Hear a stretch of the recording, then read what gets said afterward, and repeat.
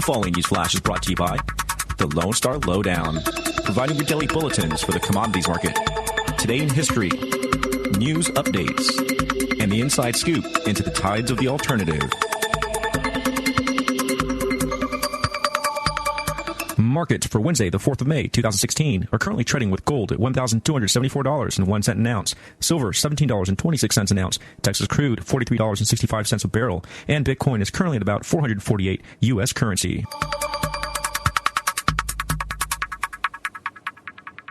Today in history, the year 1415, Protestant Christian reformers John Wycliffe and Jan Hus are condemned as heretics at the Council of Constance. This declaration led to the digging up and burning of Wycliffe's bones, who had died a few decades before, with his ashes being dumped into a river, and to the eventual execution of Jan Hus by burning at the stake. Yet another attempt at stamping out Protestantism via the Catholic Inquisition.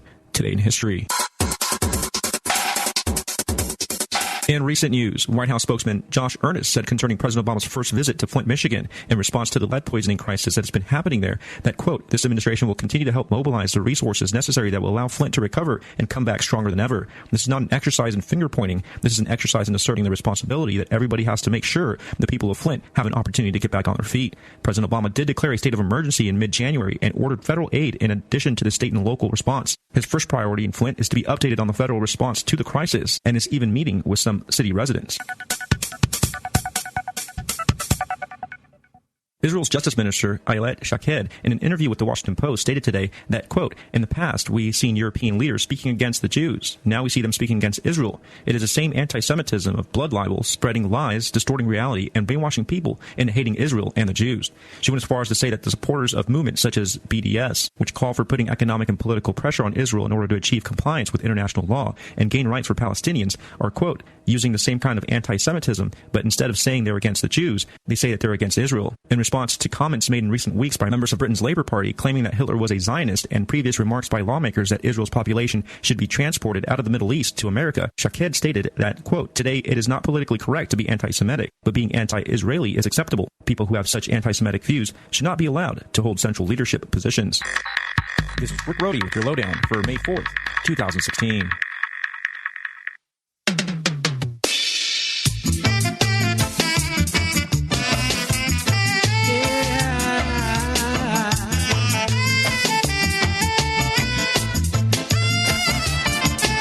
Received my remedy today. Came in a box, just like they say. I accepted it for value right away. If not sooner, not later. We are originators, and the pathway seems to get straighter every day. And I can take anything that belongs to me and put it to good use. Whatever's good for the game. Okay, we are back. Randy Kelton, Pack with our radio, and we're going to Ryan in California. Hello, Mr. Ryan. What do you have for us today? Hi, Randy. Hopefully my connection is still good. Yes. Good sound. Okay, good. I'm glad. I don't know how to make this simple at all, but I had a calling with regard to a case back in 2007. I was cultivating marijuana within the county limits and with a medical prescription. And what I was led to believe, following a name change on my electric bill, PG&E's billing department flagged their own legal department, who in turn contacted the county sheriff with a concern about my electric usage. PG&E provided the sheriff department with my bill, then the sheriff used this bill, and some photos of somebody's trash cans with stems and twigs wrapped up in a newspaper to a judge to issue a search warrant. About half a dozen sheriffs served this warrant in January of 2007 when I was away at lunch. When I returned, they searched me and my girlfriend. They let her leave. I was told I wasn't under arrest, but not allowed to leave or move around in my own home. They emptied my pockets and interrogated me for about 2.5 hours. I knew in my gut from the start they didn't have any right to be in my house. There was no reason for them to be there that I was aware of. Intermittently, various officers approached me with questions and making subtle threats. They didn't seem to act like law enforcement. So half the time I believed that I was being robbed and my life was in danger. They threatened to make mine a federal case sometime during that as well. They did a real good job convincing me that I broke the law but wasn't under arrest.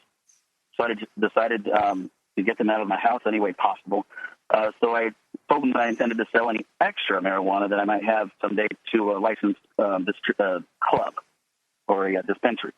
I didn't say that I had any extra, but I was in possession of 1 pound and had some plants growing in my garage. They took $800 from my safe and took my medicine and all my plants. At the end, one of the sheriff's deputies handed me a business card and told me I could start growing again, but only if it was for myself. Now, 4 months later, the DA mailed me a summons regarding a complaint filed, which included 2 felony counts and 1 misdemeanor count. I retained an attorney who took my case on from start to finish, so she said, for $10,000. They dragged on for almost 2 years, and where the closer we got to trial, the more my attorney complained about having run out of money and wanted to dismiss herself from my case. The attorney filed a request to have a public defender assigned to me and directed me to fill out a financial form fraudulently so that I would qualify for free representation. The judge asked the attorney why she wanted to be dismissed, and she responded accurately that I could not afford her service. Accurately, I couldn't afford anyone else's service. By the way, I later found she was disbarred from Texas. The judge then asked me if what she stated was accurate and if that's what I wished to do. I informed the judge that I have paid her up front and in full to represent me through trial. I did not wish to retain any other attorney, and in truth, I didn't want to be implicated or associated with defrauding the court of the state of California. So she stayed on reluctantly. Now, my attorney and the assistant DA made a deal for 1 count of felony cultivation, to which I pled no contest, which I was sentenced on 60 days community service, paid the fees and penalties, 3 years probation without search and seizure, no jail time or drug classes, and included was a promise to expunge my case at completion of probation. So I did all the above and hired a different attorney to file a motion 17B. The first judge refused to hear the motion, and he yelled at the lawyers to get out of his court. Very confusing and a little frightening. The second judge heard the motion and allowed me to, I'm using the word correctly, revoke my plea of no contest and enter a plea of not guilty by reopening my original case. The felony was dismissed, and the misdemeanor was reintroduced as a charge, or I was recharged with a misdemeanor to which I pled not guilty. I was informed that my rights at that point were restored. The clerk's office never sent my expungement or the court minutes to the DOJ. This was in 2011 by this time. I went, and just recently this year, having to work security now, I used to be a chiropractor. I went to purchase a gun for my security job and got denied. Went back to the court and got the papers sent off to the DOJ. That clerk actually laughed at me and said, "We don't arrest people for things like that these days." I went to purchase a second gun, and it was denied again. I called the clerk. She found a mistake and was really confused by the proceedings, as they weren't very common. She was never seen anything like that before. And that leads us right about to today, where I have been without my chiropractic license of practice since 2009, lost my gun rights until whenever the DOJ processes them, the paperwork, if they do. Lost my practice, my home, 2 cars, all my possessions and valuables, destroyed my credit, and defaulted on my student loan. And I didn't know anything, obviously, about common law or my rights at this time. And I've just, over the last year or so, been learning as much as possible about the right to travel. And I don't know what to do, if anything, from here about this case. Okay. What would you like to achieve? What do you want to do? Well, I feel like my rights were violated in several different ways. I don't want to sound like a victim, but I do feel victimized. Okay, hold on. At the end of the day, yes. How would you like things to be different? What would you like to achieve as a ultimate outcome? As an ultimate outcome, I would like for justice to be served on those who trespass against me. Okay, hold on. Forget about justice. Okay. System's not. It is not just. It never has been. It never will be. I know they talk about justice in high school and all that, but when we get out here looking for justice, justice is so subjective that nobody can really define what it is. In order to achieve some outcome, we need to determine some place that you want to get to. If you could reach this point, then is this something that you could live with? I know this sounds harsh, but that's very clear. Yeah, if you're trying to secure justice from the system, you will be continually disappointed. And one of the dangers, of getting into these kinds of circumstances, especially when you didn't know what was going on at the beginning and they really rode roughshod over you, is if you're not careful, it becomes about the fight and not about an outcome. I had a friend that helped people with IRS issues. She was in Pennsylvania. They sent her to the next door neighbors who had some IRS tax liens they were trying to get rid of. So she sat down and asked them, what do you want to do? I said, I want to get rid of these liens. And she looked at them and said, okay. She tore them up and threw them in the trash. They're gone. Now what do you want? And they were flabbergasted. She said, guys, these liens expired 2 years ago and the IRS didn't reinstate them. They're gone. So what did these people do? They sent a blistering letter to the IRS. And what did the IRS do? They reinstated the liens. At the end of the day, where would you like to be to get yourself back in a position where you can restart your life? You may be able to get justice, but not if you're being run over by a truck. First, we need to get stabilized. What would it take to get you back in a stable position? Well, I would say having my chiropractic license reinstated, which I have that paperwork in the works. Don't know if it'll be successful. And to have my property returned, have what I lost restored. And, like having a history in the medical profession, I would use the term pre-injury status in some sort. And okay. And of course, I defaulted on my loans and everything too, and that may prohibit me from getting back my license as well. Maybe, I guess I'm looking for reprimand. Okay. Yeah, I understand that you want to be paid back for the harm. But in order to get paid back for the harm, you have to be in a position where you can fight them. And one of the things that these guys do is that they try to grind you down till you can't fight them.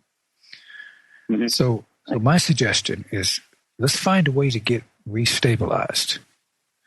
They don't like people who can fight them. Once you're out from under the criminal, are you out from under criminal that will cost you your liberty at this point? I believe so. I think that as of yesterday, the DOJ at least has been informed of the amended paperwork sent to them, and I'm out of way of harm. I do have a steady job now. Okay. Liberty for me is the most important thing. I am very reluctant to suggest that somebody do something that can cost them their liberty. You're mentioning the right to travel issue. I'm going to suggest leave that fight to me or to Eddie Craig or to somebody else. You got bigger battles to fight. And, I've been doing the show for a long time. I've been researching this kind of thing for 30 years. And I'm just now taking on the travel issue just for yucks. I really don't care about it because I have really more important fights to fight. And the one I'm fighting is the one that'll give us a underlying structure that we can use to win things like the travel issue. So pick your battles really careful is my point. First thing, what's it going to take to get your chiropractic license back?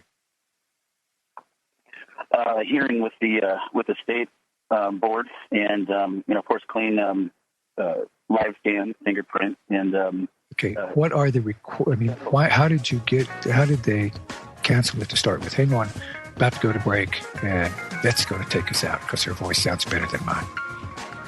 Rule of Law Radio. This is Randy Kelton and Vet Pack. Please call us. Our call number is 512-646-1984. And we'll be right back. That's it. You are listening to the Logos Radio Network.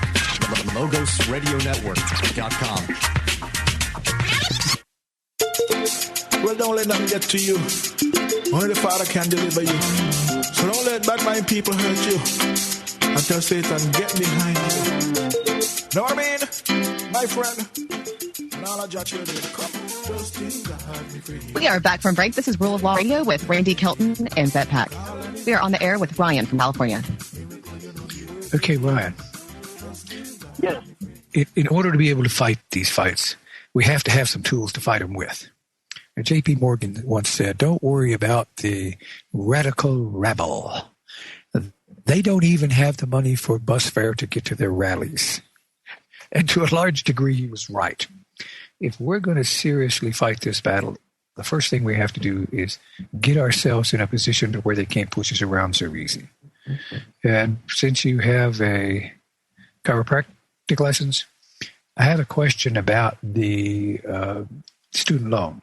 How does that affect your ability to restore your license? Well, it was brought up to the board. I think it's maybe a requirement, and it may depend if they enforce this in my case. But it is said that if you are in default of your student loan, they may retain the right to refuse relicensure or new licenses and so forth. I'm looking for reinstatement, so it's a similar category. Okay. First thing I suggest is get a hold of whoever is adjudicating your student loan and see if you can get them to reinstate, because they don't want to default your student loan. All they care about is collecting money. And if you go to them and indicate that you had an interruption in your practice and that you have that taken care of and you'd like to reinstate your loan and start paying it off again, very likely that they will bend over backwards to get you back on their books. So all you have to do is get them to refinance that loan, and you can get back on the books and get in good standing there. What else would prevent you from getting your license back? Let's see.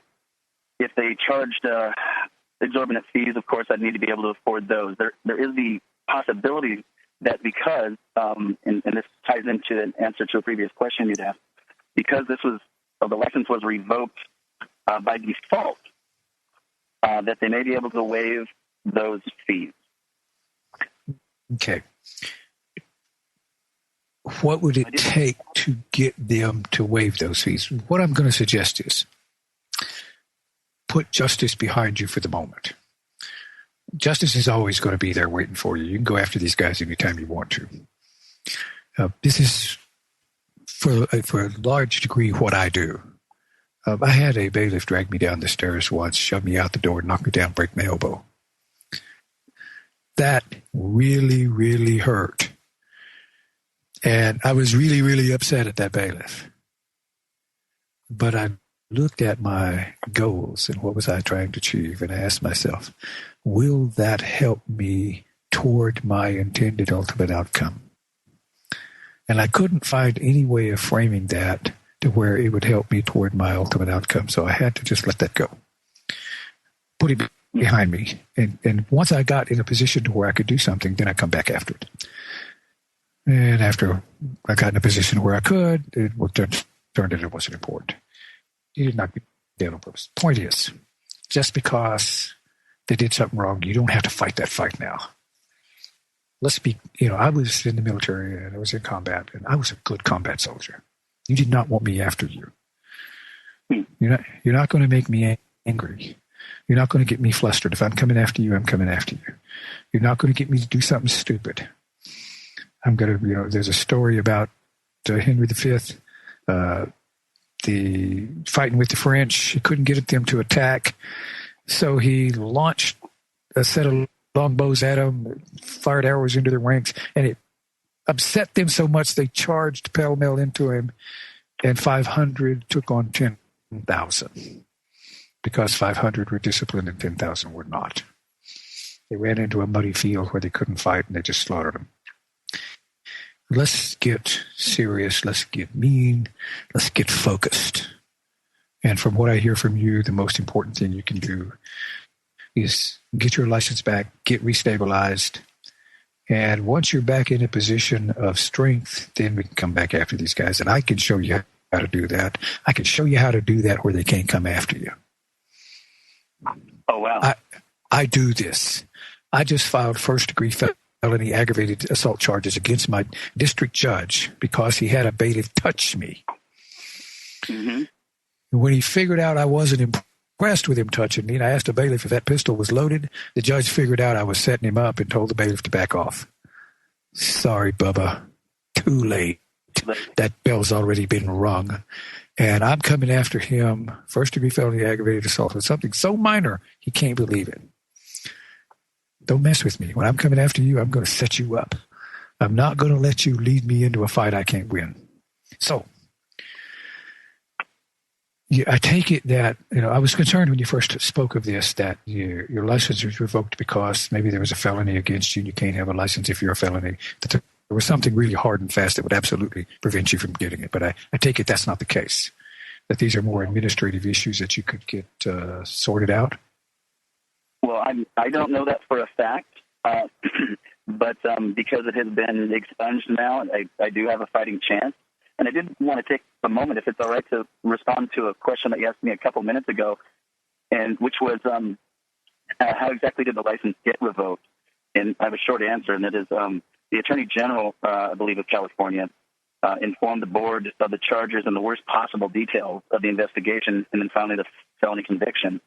The board, in turn, mailed me 2 letters of inquiry to my friend's office where my new practice was registered, and I had started practicing there.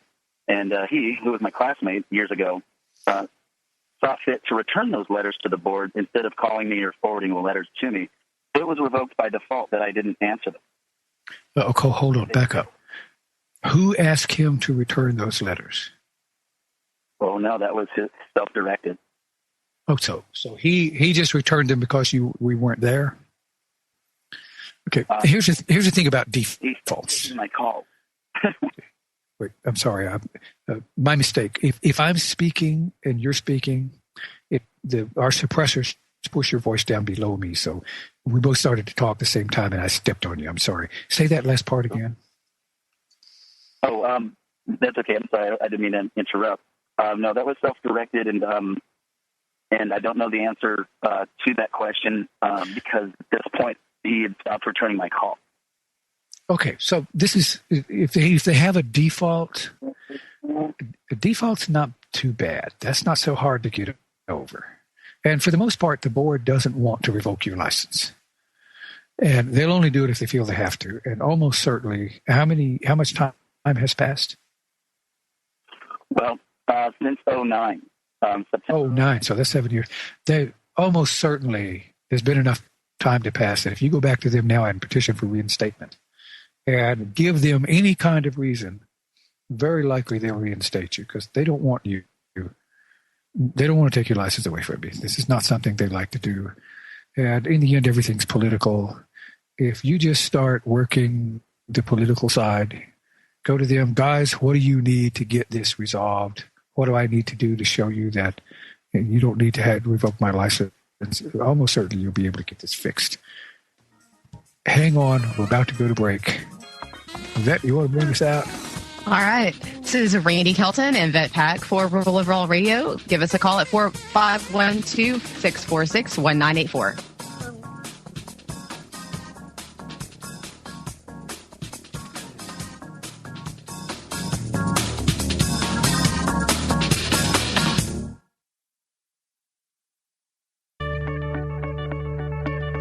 Bottled water or changing tastes, but in the U.S., sales of milk have slumped to their lowest level in decades. I'm Dr. Catherine Albrecht. In a moment, I'll talk about why Americans are drinking far less milk.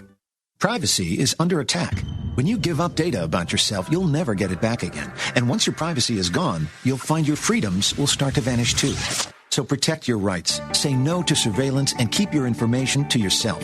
Privacy, it's worth hanging on to. This message is brought to you by StartPage.com, the private search engine alternative to Google, Yahoo, and Bing. Start over with StartPage.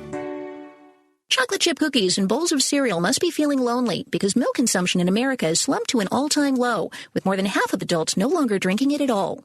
Last year, total milk beverage sales were about 6 billion gallons, the lowest since 1984, far behind soda, bottled water, and beer. So what's going on? Consumer tastes have changed. Energy drinks and bottled teas have arrived, and the public is afraid of the antibiotics and synthetic hormones used on cows. But don't worry, milk lovers, there is some good news. Organic milk sales are up 20%, even while regular milk sales fell. I'm Dr. Catherine Albrecht for StartPage.com, the world's most private search engine.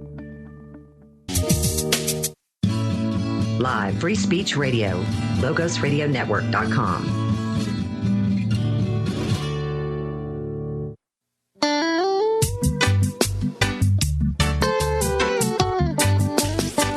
Yeah, yeah. Whoa.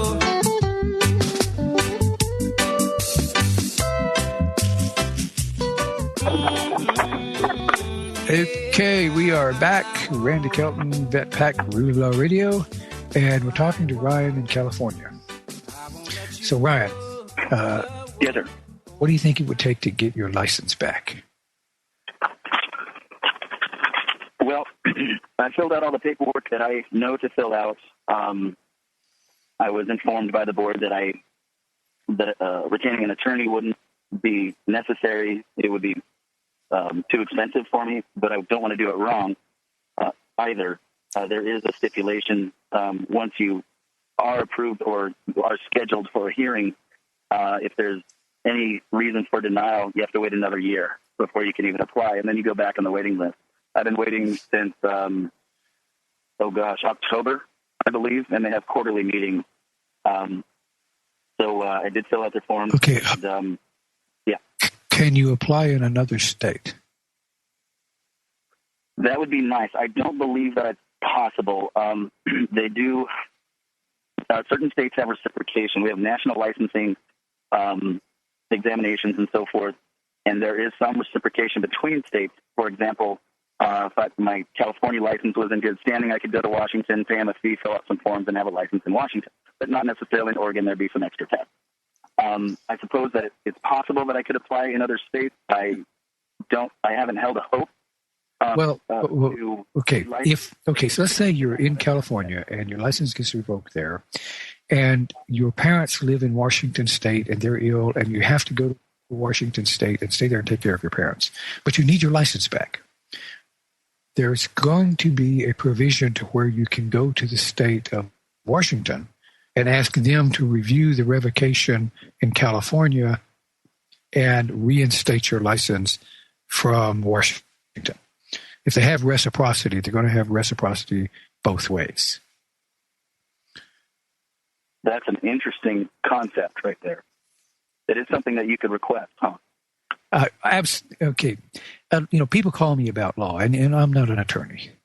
And a lot of times, most of what I do is I look at things and think, what would a reasonable person of ordinary prudence think in this circumstance? Or what would a reasonable person of ordinary prudence do in these circumstances to handle these issues? If something seems like it ought to be a certain way, it almost always is. And when I go back and check the law, it almost always comes out that way. That's if we can think of things from a neutral perspective. If we look at things just from our own focused individual perspective, we sometimes get it all screwed up. But from a neutral party perspective, what is right, just, and reasonable, I find is almost always the case in law. So if you have to move to another state for some reason, if there is reciprocity, there is certainly reciprocity that goes to reinstating your license. And you might look at the states that have the least stringent requirements, the ones that need chiropractors more than another state. Yeah. So that once you get it reinstated there, then you can come back to California or anywhere else and be able to just transfer it. One way of getting at this thing. I'm sorry, say again, please. I say there's more than one way of getting at this thing. I didn't even consider that beyond with any hope. Well, you might start questioning and finding out which states need chiropractors more than others, or which states are more likely to reinstate you. That shouldn't take too long. That's a great idea. And Randy, why I actually feel slightly more hopeful hearing that than years ago when I considered it for myself the first time is that, let's say, the Pacific Northwest, just due to its proximity and its beauty, I sure love it up there and wouldn't mind living there. They had a very bleak view, legally speaking, of marijuana, and I did not want to risk taking that history up there for them to review. And in the last few years, their laws have gone very different. Now, maybe not for chiropractors, but for the general public. Yeah, the whole issue of marijuana your license is revoked in California for something that's legal in Washington. Yes. So that's likely to give them a whole different perspective. Washington, Colorado, there are a number of states. I wouldn't suggest Colorado. Last couple of times I was in Colorado, I hated Colorado. I couldn't get past that blue stallion in the airport with the red eyes. I just couldn't get past that. Yeah, that was at the Great Big Airport there, huh? Yeah, that's a really creepy airport. Yeah, there's lots of stories about that. When I was in Colorado, I was called there to do some seminars.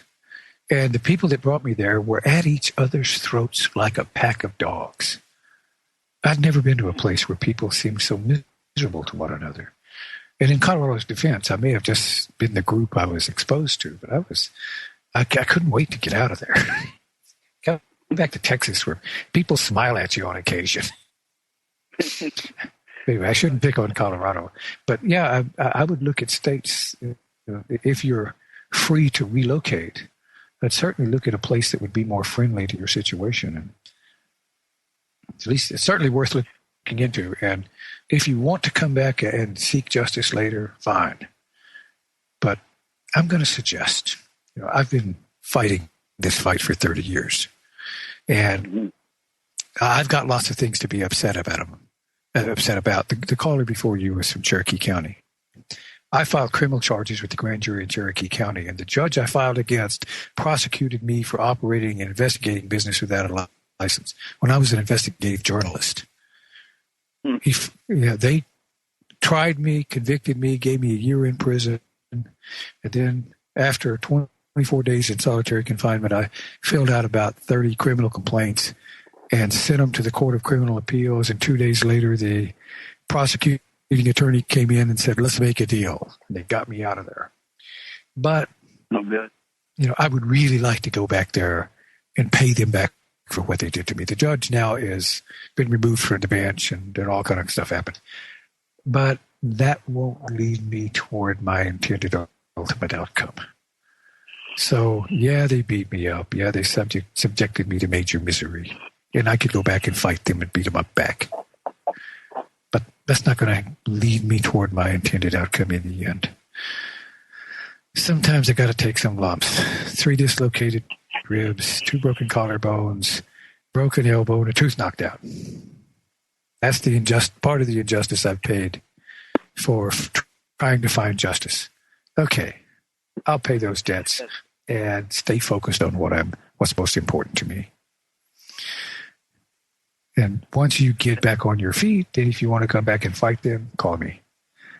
I will show you how to do it, but do it from a position of power. And the only problem you will have with doing it the way I suggest is that it can become way too much fun. I suspect it's a whole other animal when you go in and pick the fight than when they pick it with you. Hang on, Randy Kelton. Rule of Law Radio. I call in number. Wait a minute. Randy Kelton, Vet Pack, Rule of Law Radio. We'll be right back. Thanks.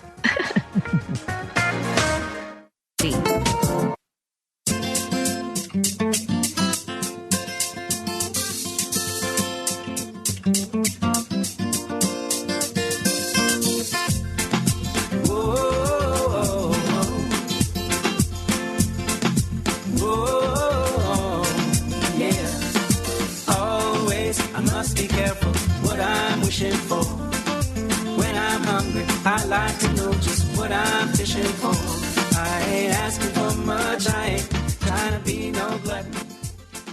I'm just here making my living. We are back from break. This is Rule of Law Radio with Randy Kelton and Vet Pack. We are on the phone right now with Ryan from California. Okay, Ryan. So do we have a direction? Is there anything else? Any questions or comments you need? Yes, sir. I had one more question. You mentioned an action that I may take regarding my student loans. I think it's a good one. And what about tax liens that have encouraged me to remain in a cash basis economy? They've tried to attach wages in the past, and if I have an account, they'll certainly freeze the assets. I see that as a pretty big hindrance to even with a license. Okay. If you were headed with that. If you are as to your license, how does bankruptcy affect your licensing? Okay, wait, let me back up. You said they. Someone, by they, do you mean the student loan people or someone else coming after your assets? Oh, this would be state tax for past years and federal tax, I presume. I think they both have filed liens against my. Oh, okay. Send me an email. I know some tax people. For the most part, it's a bad idea to fight the tax man. You can work with the tax man. He don't want to fight with you. All he wants to do is to be able to go back and show his boss that I have this account here that was not paying anything, and I got it off the books. Either I collected something, or for some other reason, I got it off my books so I don't have to mess with it anymore. And a lot of times, if you get someone who knows what they're doing, instead of fighting the tax guy, you give the tax guy more information that he wants. The vast majority of the tax issues you can take care of. That's good to hear. I'm not certain at this point if a bankruptcy would affect my reinstatements, but I do know that, of course, you can't bankrupt, can't list student loans on those, as far as I understand it. Student loans and taxes. Student loans you can fight. I fight foreclosures, but this is a credit issue, and I might want to get you in contact with Michael Miras. Student loans a debt collector, and he has ways of handling student loans. I want to send me an email. I'll forward it to Michael Miras. He has a program that he sells for, I think, $250. It's chump change, and he shows you how to go after these guys on debt collectors. I do foreclosure. You give me a foreclosure case, I'll give you 100 ways to hammer them. He'll do Michael Miras does the same thing with debt collectors, and student loan is a debt collector. So there are ways of doing it, and we have the resources. I don't get into that part because that's his, so I stay out of it, like Eddie Craig does, the traffic side. So give me an email and send me an email giving me the basics on what your situation is with the student loan, and then a separate email on what your situation is with the IRS, and I will get these. I'll forward these to people who can probably help you. There are a lot of really cool ways of taking care of this stuff, and we've got a lot of them. It's not the stuff you learned in high school. That's true.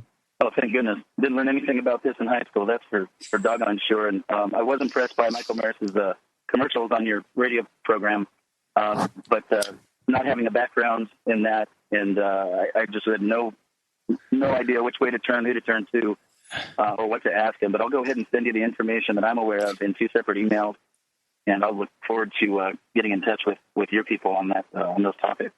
Okay, I will get that to them. And one thing you might want to look at also is jurisdictionary. Guys go to law school, and in law school, they teach lawyers how to argue legal issues, but they don't teach them how to practice law.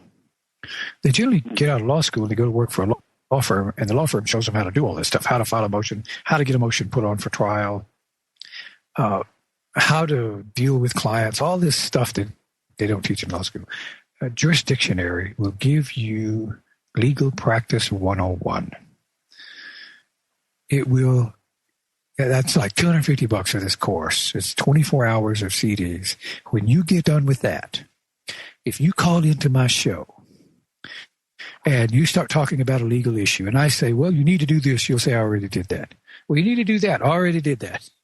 I can always tell people who've been through jurisdictionary. It gives you information the lawyers, for the most part, don't know. All the basic stuff you need to know. It will change how you perceive yourself in the environment that's around you.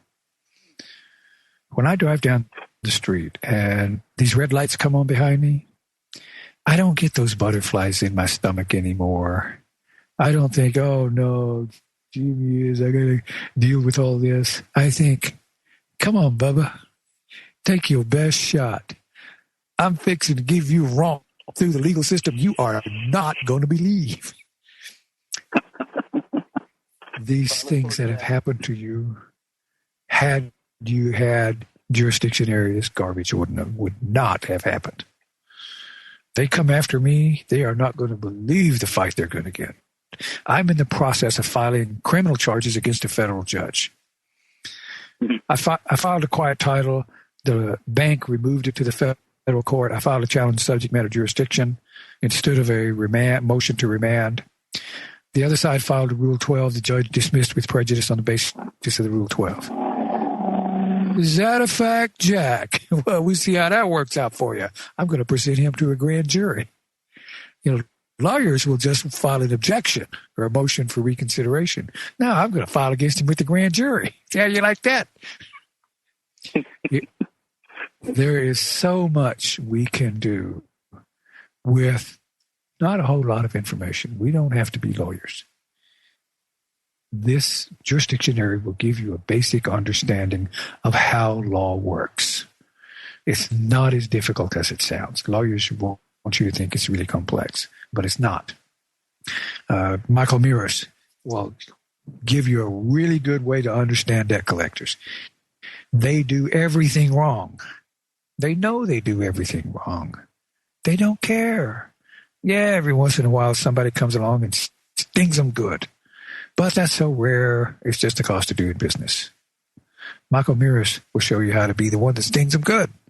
We have a guy in Michigan, his first credit card, they dismissed the debt and paid him $6,000 to go away and leave him alone. Second credit card, they dismissed the debt and paid him $3,500 to go away and leave him alone. And he was complaining he didn't have any more credit cards. So there are a lot of things that we can do, and we have the resources to show you how to do that. It will change the way you hold yourself in the environment. And it serves my interest because it's my purpose to help everybody understand that all our public servants are the servants. You and I, we are the masters. We're the masters of the servants. And when we understand that we are the masters of the servants, then we control our servants much better and keep our servants from getting out of line. And it doesn't take the whole population. It only takes a few. When, I tell everybody that the courts hate pro se litigants. They don't hate pro se litigants because they file stupid pleadings. They like that part. They hate pro se litigants because every once in a while they come across the pro se from hell. And we will show you how to be the pro se from hell. The one that holds up the rule of law. This is what the law says you were supposed to do. You didn't do what it says you're supposed to do. And this is a crime you committed when you did it, and here's my remedy against you. So let's dance. This is what we can help you with, and it's valuable to us because if I can get you out there in California or Washington just kicking their behinds, then for every judge that you hammer big time, there's probably 100 people behind you that won't be mistreated. So, God willing, I'd be willing to do that. I'm not afraid of a fight. I just don't want to go in with my arms tied behind my back or my brain tied up in the question. Yeah, this is what we'll do. We'll untie your hands. Well, okay, really good. But keep listening to the show. It takes a while for this different mindset to sink in. But once it sinks in, you will have way too much fun with it. Hang on. About to go to break. Vet, you want to bring us out? Sure. This is Rule of Law Radio. Randy Kelton and Vet Pat. Call us at 512-646-1984. Yeah. Story for everyone to hear. About how we're not going to give in to the fear. Yeah, the story.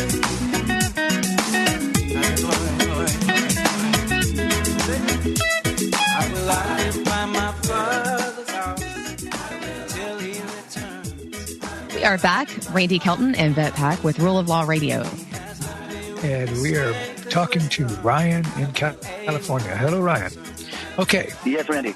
Do you have any other questions or comments? Well, let's see. I'll try to make this a short one. Beyond to the best of my ability here, because I've been working security as much as possible since that incident to try to make ends meet. And I don't want to get into a whole other case, but there's a person trying to chase me around with a subpoena over a work-related incident.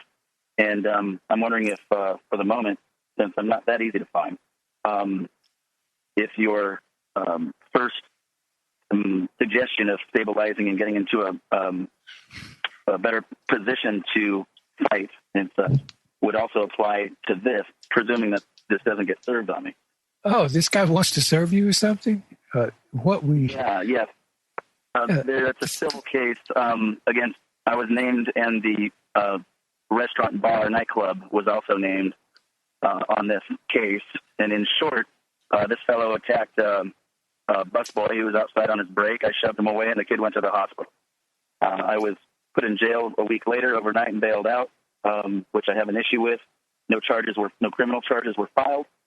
After 4 hearing dates, got dismissed. I'd like to deal with that at some point. But what is he trying to sue you civilly?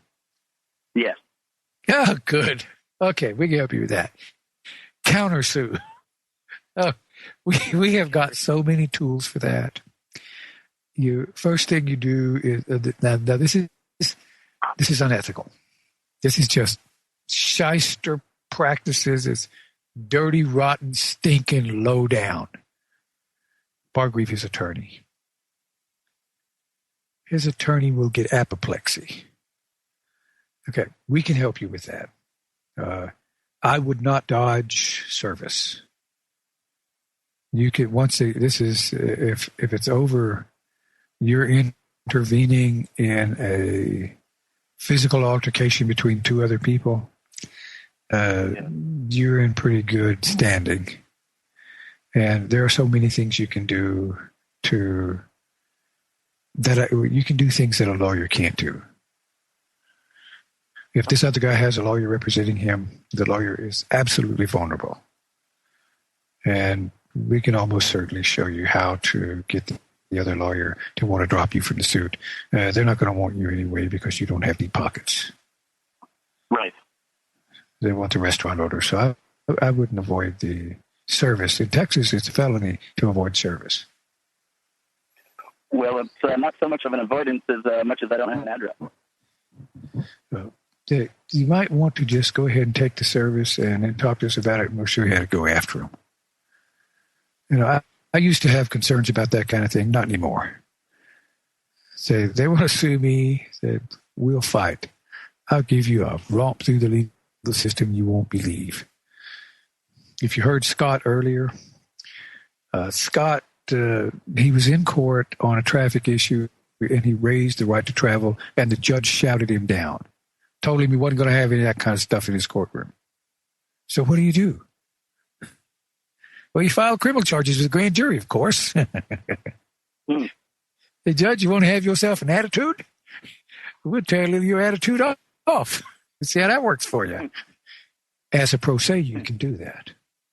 A lawyer never would. Because the lawyer comes into court dangling by his bar card. You're not. And the first thing to understand, you don't care if the judge doesn't like you. Not a criteria. I had a judge tell me once that he didn't like where I was going. Well, I don't really care what you like. I'm here to put the law and the facts on the record, and I don't care what you like or don't like.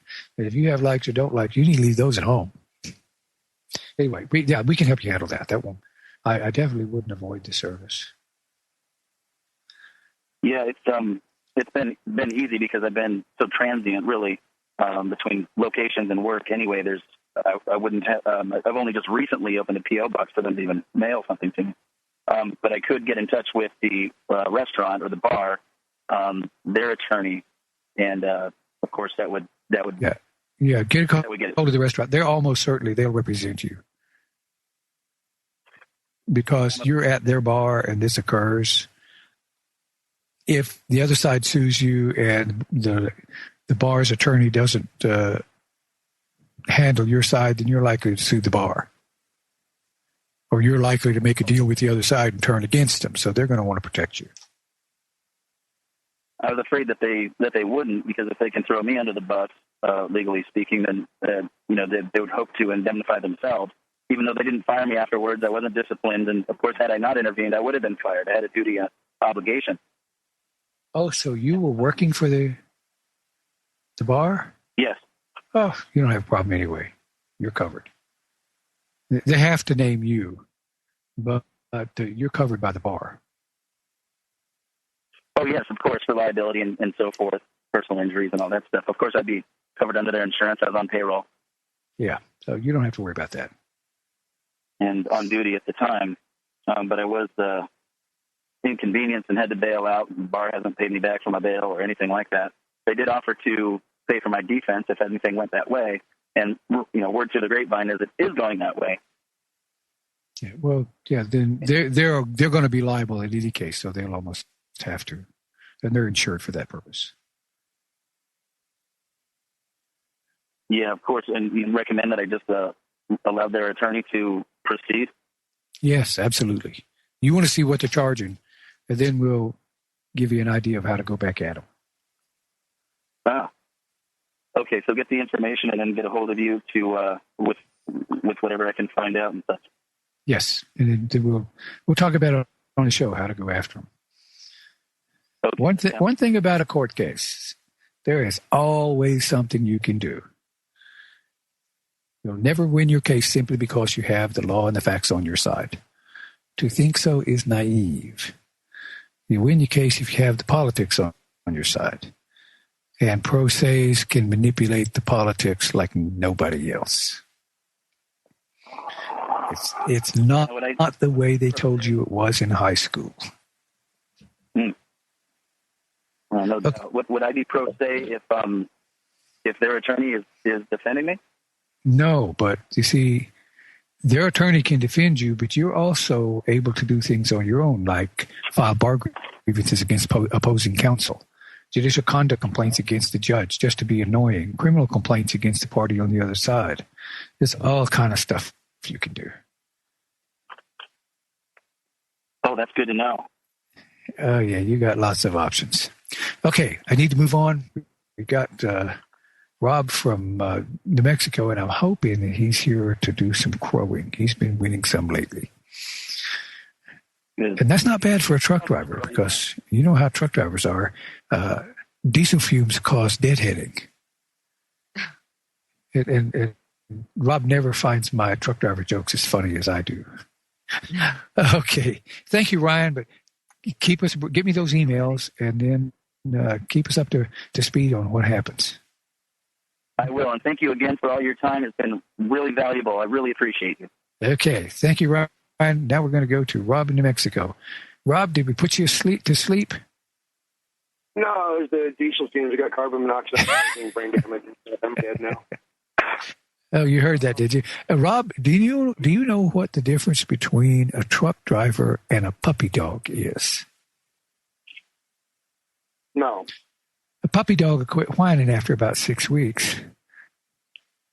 Okay. Oh, you're so mean. I've got 25 years at the end of this month, and I ain't quit whining yet. So, see, it fits. Okay, have you quit whining at your legal opponents? Oh no, I whine at them on a regular basis. So here's what we have now. Did you by any chance get my email? I sent it after the show started. No, I did not. I sent you. That would require multitasking. I am old. I do not multitask. Gotcha.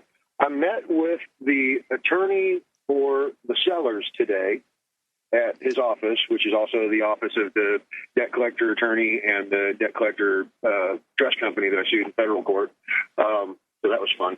But wait a minute. I met with debt collector dress company. So this is not your foreclosure issue. Trust company. Oh, trust company. Okay. So they're all in the same office building, different suites, but they're all under the same roof. And the debt collector attorney is one of the directors of the trust company. So that gets real interesting. But I met with the attorney for the sellers for the purpose of viewing and inspecting the original escrow documents, which he appeared to have. They had the actual stamp from the clerk of court filing. They had the actual notary, raised notary stamp by the signatures. So that all looked legit. This is what my email to you goes to. Up in the top right, top left and towards the middle, there's a bunch of staple holes, like a bunch of staple holes. And I asked him what those were from. And he said, I don't know. I said, well, they look like staple holes. And he said, well, I don't know that they're staple holes. I said, well, either they're staple holes or a cat chewed on it. And he said, well, they're probably from when the contract was taken apart to photocopy. Okay, hang on. About to go to break. Bet, you want to take us out? You got it. You're listening to Rule of Law Radio with Randy Kelton and Vet Pack. You can call us at 512-646-1984. This is the Logos Radio Network.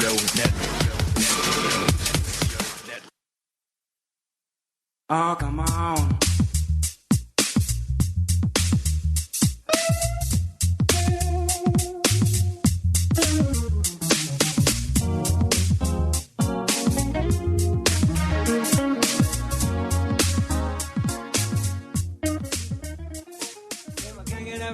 We are back. This is Randy Kelton and Vet Pack with Rule of Law Radio. Okay, Mr. Rob. Okay, you had a meeting with these guys, and they were explaining away the staple holes. Exactly. Trying to, anyway. Not doing a very good job of it. So what I'm looking at now, I went back and looked at all the other copies that I've been given of the contract prior to this. Now, this is, they got it back, allegedly, after, the alleged default when they filed in the county records and filed a special warranty deed conveying the property back to the sellers. All of the copies prior to this one, the first page is folded over. There's a fold mark in the upper left-hand corner, like there's something over page one. And I never noticed that until today. So I don't know what they've had attached and removed to this. He's claiming nothing.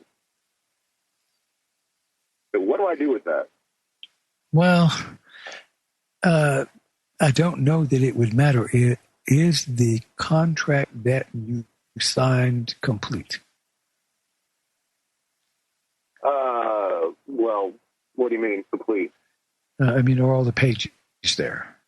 Yeah, all the pages were there that he showed me today. Okay, there's some stuff floating around the internet about staple holes. But the only time that has any credence is where a mortgage may have been transferred, a mortgage or a debt transferred between various parties, and where the indication is that there was an allonge attached to the note. So if you're looking at a note and it has staple holes, especially in the last page, that's an indication there may have been an allonge attached to it. But I've heard these arguments about staple holes, and for the most part, they come up Patriot mythology.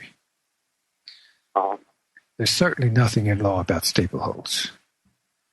I've had guys argue that a document that has staple holes in it is not an original document, unless whatever was stapled to it is still stapled to it. Well, I haven't found any law to back that up. That's just some stuff somebody said. Right. There could be a lot of things stapled to it. There could be a rubber band stapled to it that, I don't know, there could be anything. There's nothing to indicate that there was anything of any relevance stapled to it unless something of specific relevance is missing from the document. Well, and my question is, as far as that goes, is these other copies prior to it being returned, and this goes also to what I said about this guy being in the same office as the trust company, what was that first page that they've got folded over on all the previous copies? Well, did it just have a dog-eared page and somebody folded it back? No, it's you can clearly tell that there is a page preceding page one that's folded over in the corner. Okay, well, somebody might have put a cover page on it saying, I get documents from the court, and there's a cover page that just has my name and address in the middle of it. Right. So I've got one right here, an order from the court, and the first page is blank except for my name and address right in the middle of it. I turn that over in the orders underneath. So just because there's staple holes or just because there was a page on top does not necessarily give cause to believe that a material portion of the document has been removed. Mm-hmm. Now, I always number my pages one of whatever. So if a document is removed, then it's clearer from observing the document that it's removed. If something's been added to the top that wasn't there when you created it or when you signed it and then it was taken away, I don't see how it could have any relevance. Okay. What about the fact that he got really agitated when I asked him about it? Well, that doesn't necessarily mean anything either. He's just maybe concerned that you're going to raise an issue that's meritless, but he's going to have to argue the issue. And the hardest thing to argue is something that somebody just made up. Well, that sounds like it is something I should go after then. Well, it might lead to something, but as far as something you can bring into court, it doesn't mean anything. And I've had a number of guys make this staple hole argument, but I have never found anything of substance to support it. And I'm always looking for good arguments we can bring. Right. Okay. Then let's move from there to a slightly more pressing issue. The trust company, sued them first in state court under the Unfair Practices Act, and they got summary judgment. So that got dismissed. Then they subsequently filed an affidavit of cost. Wait, did you file an appeal on the summary judgment? No, I didn't. I just amended my federal complaint to add them as a debt collector in the FDCPA case. That was easier and faster. Actually, did you bar grieve the attorneys in that case? Of course. Okay, then if they've put in a... Randy, will you explain? I'm sorry. Randy, would you explain what bar grieve means? Oh, yeah. The American Bar Association sets out a set of standards for attorneys. And if an attorney breaches one of those standards, then you can file a complaint with the licensing board. The American Bar Association, each state has its own. If you practice in D.C. or only in the federal venue, then you'll be under the American Bar Association. But every state has their own state bar association. And that is the entity that polices licensed attorneys. That is the only place where the licensees police themselves. If you're a doctor, they have a special board that's not doctors that police you. If you're a plumber, electrician, a private investigator, they all have boards that are not necessary. They have attorneys and non-attorneys. That have licensed personnel and non-licensed policing it. The only one that polices themselves is the Bar Association. Okay. If you file a bar grievance against the lawyer will get. My tank is getting toggled. If you file a bar grievance against a lawyer, the State Bar Association will get that grievance and they will throw it in the trash. You'll get this letter back from the bar saying, we examined into your complaint and find it does not rise to the level of misconduct. Every one I've ever filed, I got that back. So people tend to think, well, if you file a complaint with the bar's not going to do anything. And that is exactly right. They're not. And that's a good thing. The reason it's a good thing is their insurance carrier knows that the bar will throw it in the trash. So how does the insurance carrier measure its level of risk? By valid bar grievances? They throw them all in the trash. By the numbers. 1 bar grievance your first year of practice, they will cancel immediately. 2 bar grievances any 1 year of practice, they'll cancel. 3, they'll cancel your law firm's malpractice insurance. Now, I had a lawyer tell me that is patently unfair. And I stood there grinning from ear to ear, agreeing with him wholeheartedly. That's what I'm talking about with bar grievances. What are the most powerful things pro ses can do? Okay, you want to take us out, Ben? Okay. This is Rule of Law Radio. We've got Randy Kelton at PAC. You can call us at 646-1984. Google and Apple are at it again, this time with spy planes that can photograph objects as small as iPhones. I'm Dr. Catherine Albrecht, and if the thought of an airborne camera leering at your backyard creeps you out, stay tuned. Privacy is under attack. When you give up data about yourself, you'll never get it back again. And once your privacy is gone, you'll find your freedoms will start to vanish too. So protect your rights, say no to surveillance, and keep your information to yourself. Privacy, it's worth hanging on to. This message is brought to you by StartPage.com, the private search engine alternative to Google, Yahoo, and Bing. Start over with StartPage. The next time you go sunbathing in your backyard, check the sky first. Google or Apple may have spy planes with cameras buzzing overhead, and they could be filming you.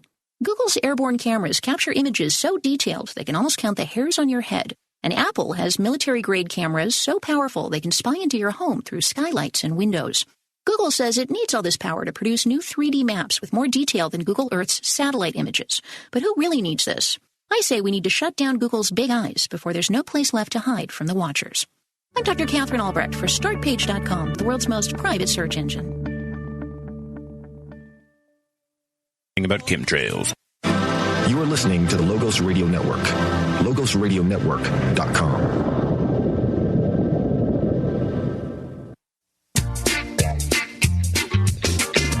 I see two. I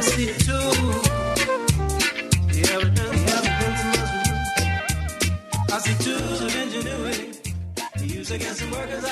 We are back. This is Rule of Law Radio with Randy Kelton at VetPAC. Randy, before we get started, I have a quick question for you.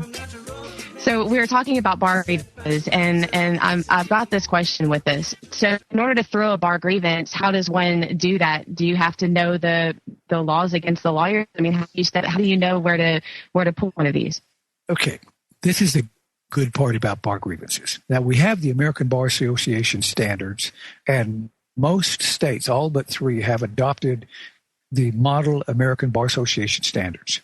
And then they've made minor adjustments themselves. But the only ones that need to know that, what those are the lawyers. You and I, we can grieve them for anything. I can file a bar grievance and claim that no good, dirty, rotten shyster parts his hair on the left, if you can believe that. He should be disbarred. Really? Yeah. Really? The bar is going to send me a letter back saying we examined into your accusation and find it does not rise to the level of misconduct. I can say the lawyer took this grieving widow's money and then took her house and sold it and had her evicted on the street, out onto the street. And I'll get this letter from the bar that says, we examined into your accusation and find it does not rise to the level of misconduct. It makes no difference what you accuse a lawyer of. If it's valid, invalid, it makes no difference.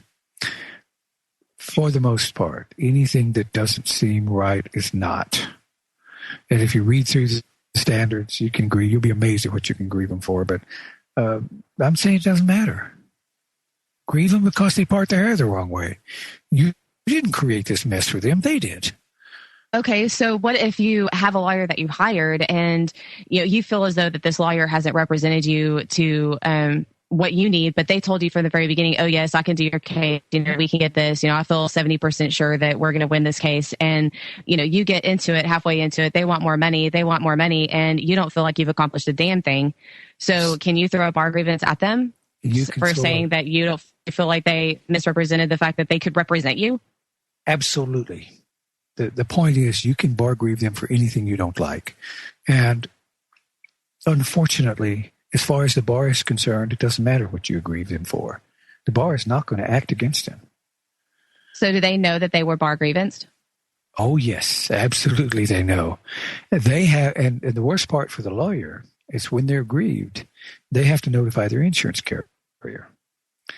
They have to tell on themselves. Because if they don't, then they're not insured. And the point is, the bar is not going to pay any attention to what you file against a lawyer, no matter what it is. So you can bar grieve them for anything. And how would you go about? Sorry. How would you go about doing that? Say a person, like Scott earlier, this happened 7 years ago or whatever, and you feel like, well, if I had a better lawyer, she would have said that, she couldn't represent me to my best, but here's someone she thinks would have represented me. I bar grieve her, and could you possibly, to get you to go, would she possibly, try to something with you? Yes. 7 years is really too long to try to achieve any remedy. Okay.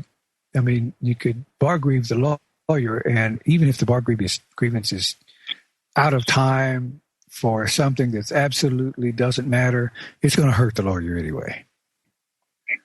And, lawyers complain about that I can bar grieve them because they part their hair on the left, and it's going to double their malpractice insurance.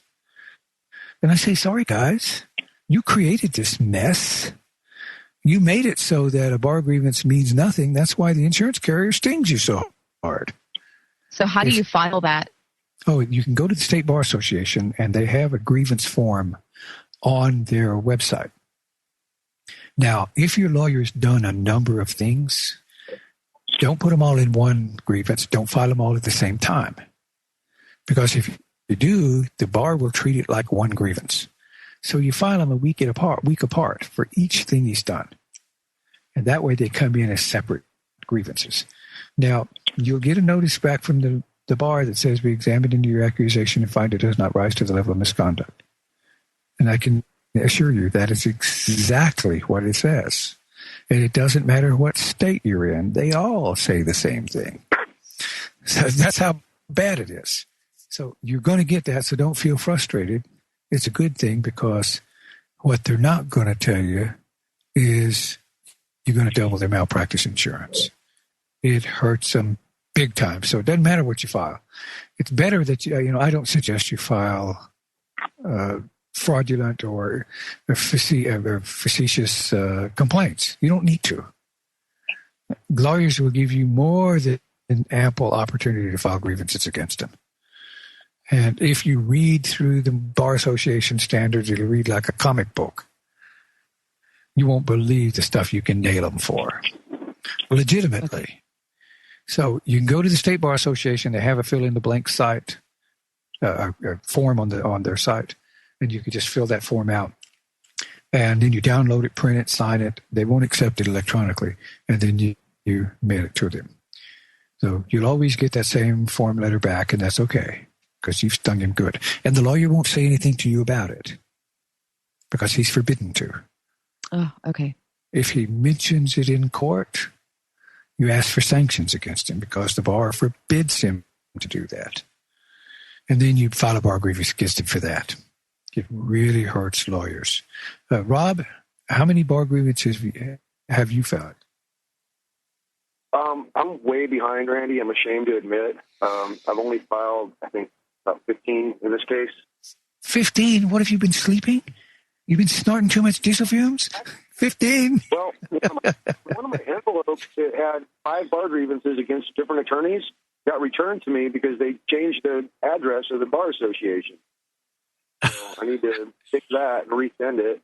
And you forgot the most important part about filing a bar grievance. When you get that letter back saying that your allegations don't rise to the level of misconduct and they're not going to do anything, you need to file a bar grievance against the attorney that sent that letter.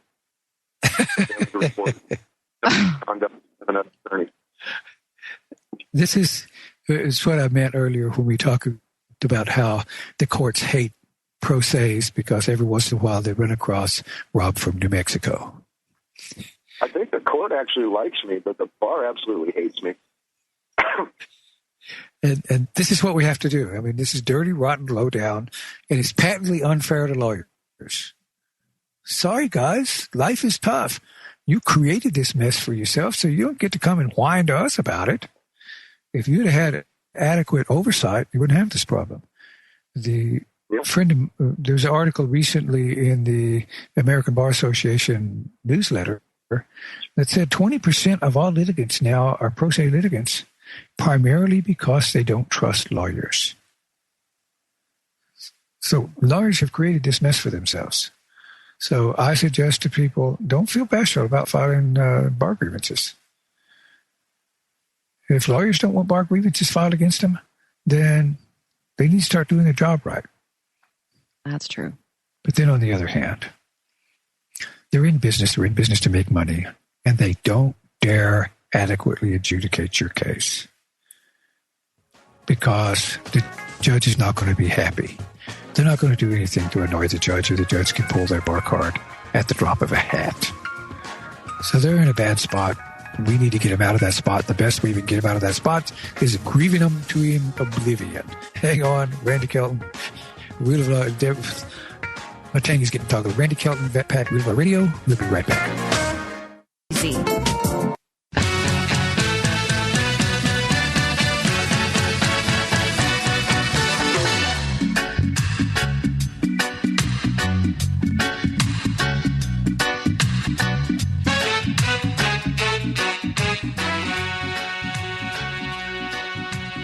You're listening to Rule of Law Radio with Randy Kelton and Vet Pack.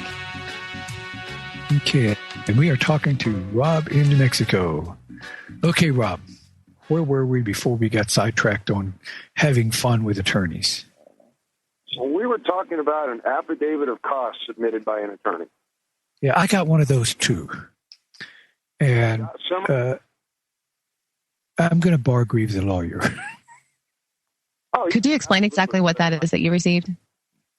Yeah, if the court rules against you, the other side sometimes asks the court to grant them attorney fees. Okay. And this guy asked for $800 in attorney fees, so I'll just bar grieve him. And I'll charge him I'll cost him about $20,000 a year in increased malpractice insurance. And then if the judge has no subject matter jurisdiction. So if the judge grants him the $800, I'll give him $1. I give him $1. He can't go back and ask the judge for sanctions for not paying the attorney fees because I'm paying him. So it's just him. He's doing that because he thinks that I'm a indigent pro se, and this will frighten me, so I won't come back after him. We'll break him from that habit. And you can do the same thing, Rob. You there? Yeah, I'm here. Well, okay. My question on that, and I've already got this guy hung on FDCPA because the minute he filed the counterclaim asking for attorney's fees, I sent him a validation demand. He didn't respond to it, and he keeps asking for money. So I'm going to be suing him in federal court. But my question is, we have a hearing on a cost issue on the 19th. So I've never faced this before. What do I do at this hearing on this particular issue? Wait a minute. A cost issue on the 19th? A hearing on the 19th. Oh, okay. For cost. Wait a minute. You kind of broke up there. A hearing on the 19th for what? For the cost. Oh, okay. Did he win? Did you get a case ruled against you? Yeah, they got summary judgment. And then he said... and you didn't appeal the summary judgment? Right. Oh. Okay. There's a chance the judge will award attorney fees.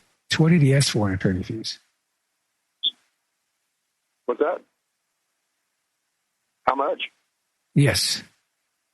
He's asking for $7,000. Now that's absorbent. You might ask him for a complete accounting. Well, he gave a list of everything that he did and how long it took and what he charged for it. That's why you should have appealed. Most likely the court's not going to award it to him. Mm-hmm. The thing about summary judgments is they can almost always be overturned. Mm-hmm. Okay, why didn't you appeal? Because I had already amended my FDCPA case to include these defendants, and I thought it would just be easier to deal with that rather than having another case going. I had 3 cases, now I only have 2. But I'm still... Oh, okay. Okay, now you might file an objection claiming that these same issues are still being litigated, so why the reason for not appealing, and that the issues are still before court. Okay. And, That sounds good. and even if they do get a claim against you, you're familiar with Mike Miras? Yeah, absolutely. Okay, so you don't have to worry about that, because he'll try to collect and he won't collect properly, and then you get to go back and you may be able to sue him for more than he's trying to collect. Yep. But make sure you bar grieve it again just for yucks. Oh, yeah, and I'm going to bar grieve the attorney today for submitting an altered document, even if that won't fly in court. Yeah. They made the mess with the bar grievance. It gives us leverage that we can use against them. So let them deal with it. Okay. Do you have anybody behind me? Nope. Okay, let's go on to my federal case then. I sued the debt collector attorney and his law firm. Okay, during the process of my state case against the escrow company, they acknowledged that they obtained the account after a default. So I amended my FDCPA case in federal court to include them. And in addition to the company, I named the executive officer who submitted the affidavit in the state court, and I named their 4 directors. Well, one of the directors has a name similar to the name of the debt collector attorney. So I named him in his capacity as director of the trust company. Well, they came back and answered. The trust company answered for the trust company, the executive officer, and all of the other directors, but not that guy. And the debt collector attorney, his law firm, and the director of the trust company with a similar name to the debt collector attorney all answered, admitting that that director of the escrow company, trust company, is a debt collector. But they're saying that the trust company is not a debt collector. So how is this guy in his capacity as a director a debt collector, but the trust company is? So that just means he's likely has 2 separate positions. Mm-hmm. That doesn't sound right. If he's the director of the trust company, who's he collecting debts for? Exactly. No, that was a question. Is he collecting debts for the same company that he's the director of? Yeah. Okay. How is that from your perspective? How does that make a difference? It doesn't. The trust company is a debt collector trying to collect the debt for the seller, and they admitted that by saying that this director, in his capacity as a director, is a debt collector. Oh, okay. Now I see where you're going. It took me a while to sort out where you're going. So, okay. Did they claim they were not a debt collector? Absolutely. The trust company and the executive and the other directors claim that they're not debt collectors, but the debt collector admitted to being a debt collector in his capacity as director of the trust company. Okay, so how does that affect the adjudication of your case? And what I'm going to is, how does that give you a claim? If they had included all of the directors together with the trust company and said, we're not debt collectors. Oh, hold on. Okay, he is a director and they didn't include him in... Oh, wait a minute. Right. They did not include him with the other directors. Okay, what I'm thinking is they failed to name a interested party. Did they file an action against you that included all these people except the debt collector? No, I sued them. They haven't done anything. Okay, then I'm trying to find a way that this creates a claim.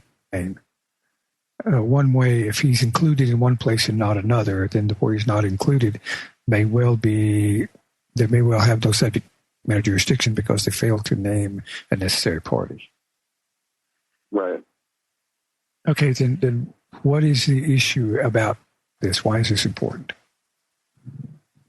Well, what I just said, if they had included him in his capacity as a director, with the other directors in the trust company, that would probably fly, and they could say, well, the trust company is not a debt collector, but this guy in his capacity as an attorney in his law firm, yeah, they might be debt collectors. Okay? But what they did instead was they cut him off. Everybody else is represented by one attorney saying that they're not debt collectors. He, in both capacities as director of the company and as an attorney, is represented by another attorney, wherein they admitted that they are all debt collectors. Well, did they admit they all were debt collectors, or that just he was a debt collector? Just he in both capacities. Okay, so if he is a debt collector in his capacity as a director of the company, doesn't that tie the company to the debt collector? Not necessarily. If he can exercise the debt collecting functions independent of his capacity as a director of the company, I wouldn't. I'm not sure. This is a really fine point of law. Whether a executive of a company can step aside and become a debt collector separate from the company. Saying it that way, it doesn't sound like they would be able to. It doesn't sound right. Yeah, they're not separating him. They're admitting that. Okay. Yeah, I'm sorry, we are out of time. You want to bring us out, Vet? Okay, Randy Kelton, Vet Pack, Rule of Law Radio. Thank you all for listening. We'll be back next Thursday, 8 o'clock, and then Friday at 8. Thank you all for listening. Good night.